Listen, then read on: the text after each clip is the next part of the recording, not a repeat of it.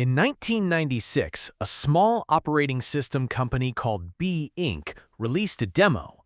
The demo ran on a desktop system with 4 processors. It played 4 videos simultaneously, ran audio processing in real time, and responded to user input with no perceptible lag.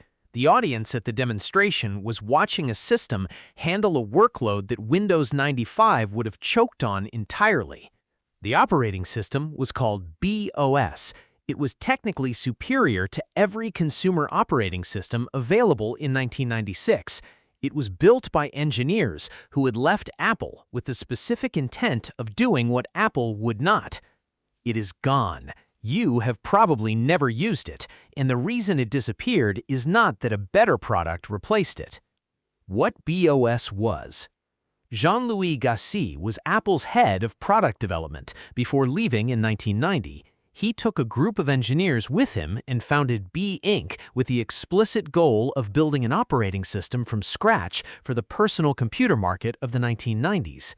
BeOS was designed around the concept of pervasive multitasking, where Windows 95 used cooperative multitasking, which required applications to voluntarily yield processor time to other applications.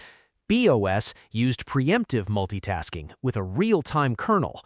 The OS could interrupt any process at any time and allocate resources to whatever needed the most. This is what made the 4-video demo possible. The OS was managing resource allocation at a level Windows simply was not. BeOS had a 64-bit journaling file system called BFS as a standard feature in 1996. Windows did not ship a native 64-bit journaling file system until NTSF improvements in Windows 2000, 4 years later. BeOS had a database-like file system that allowed metadata to be attached to any file inquired as attributes. This was not a file system feature that Windows shipped with at all during that era. BeOS had a unified messaging architecture where every application communicated through a clean and consistent API.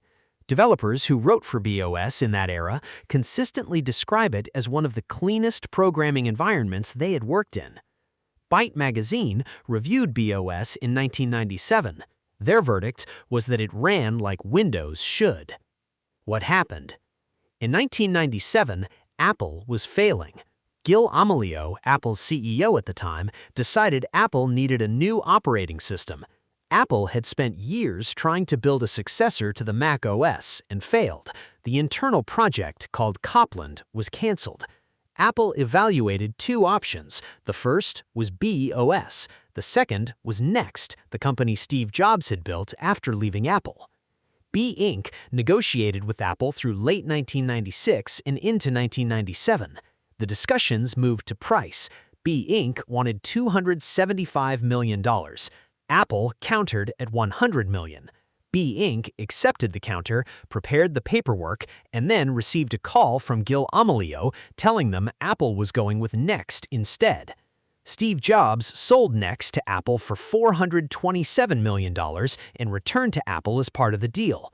Next's operating system became the foundation for Mac OS X. BeOS was left without its primary acquisition target.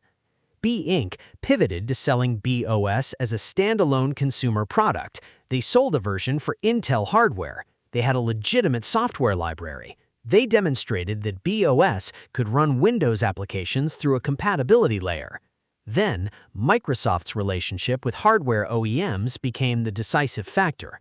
Through the late 1990s, Microsoft maintained contracts with major PC manufacturers that required those manufacturers to pay a Windows license fee for every PC shipped, regardless if Windows was installed on it. The effect was that shipping a PC with any other operating system was economically equivalent to paying for Windows twice. Manufacturers had no financial incentive to offer BeOS pre-installed. The United States Department of Justice investigated Microsoft's OEM agreements as part of the 1998 antitrust case. The trial record includes documentation of these arrangements. B Inc. filed a complaint with the DOJ as part of that investigation, describing how the OEM agreements had systematically blocked B from distribution. The DOJ found Microsoft had maintained its monopoly through anti-competitive means. The settlement that followed did not break up Microsoft. It imposed conduct restrictions that were later largely abandoned. B Inc. ran out of funding in 2001. Palm acquired the assets for $11 million. BeOS effectively ceased to exist as a commercial product. What BeOS left behind?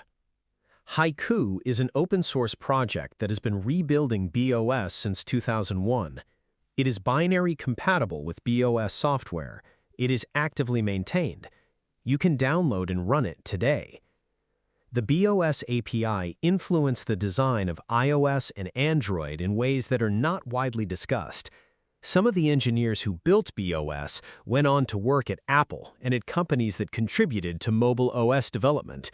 The architectural concepts Gassi's team pioneered, pervasive multithreading, clean messaging, a responsive real-time kernel, show up in operating systems that survived. BeOS itself did not survive because it could not get onto hardware, not because it failed technically, because the distribution model for personal computers in 1996 through 2001 was controlled by contracts that made alternative operating systems economically unviable for manufacturers to ship. The better product did not win. The product attached to the distribution monopoly won.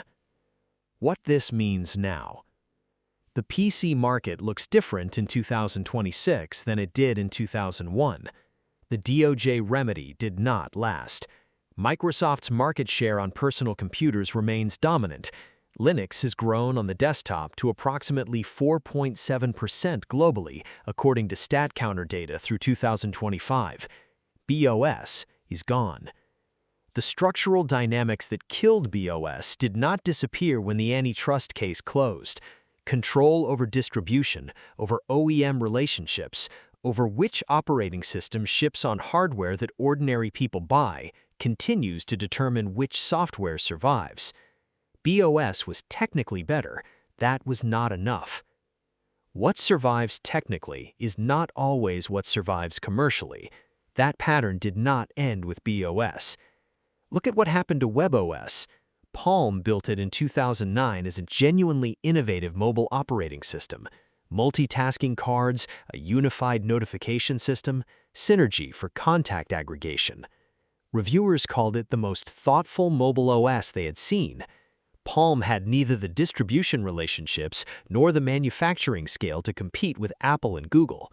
HP acquired Palm in 2010 for $1.2 billion. HP shipped one WebOS device, the touchpad, and discontinued it 49 days later. The software died with the hardware deal. Look at what happened to Symbian. Nokia's operating system ran on more phones than any other platform on the planet in 2007, 1 billion devices. When the smartphone era arrived, Nokia had the distribution, the manufacturing, the brand recognition, and the retail relationships. What they did not have was an operating system architecture that could make the transition cleanly. The technical debt inside Symbian was structural. Google had Android, Apple had iOS, Nokia had 1 billion installed devices in software that could not become what the market needed. They chose Windows Phone instead of rebuilding Symbian. Windows Phone had distribution backing from Microsoft. It still failed. The common thread is not quality.